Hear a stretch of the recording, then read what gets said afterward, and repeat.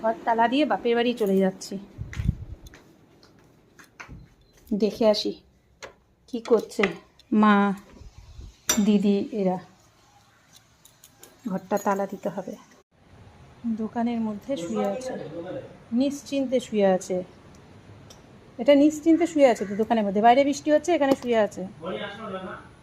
না দেখ গায়ের মধ্যে এবার পাঁচি মরছে। ইস, এটা হচ্ছে বাগান বাড়ি, বৃষ্টিতে সব দিকে ইস পাতা লতা পড়ে একাকার। এই হচ্ছে বাগান বাড়ি আমার মায়ের।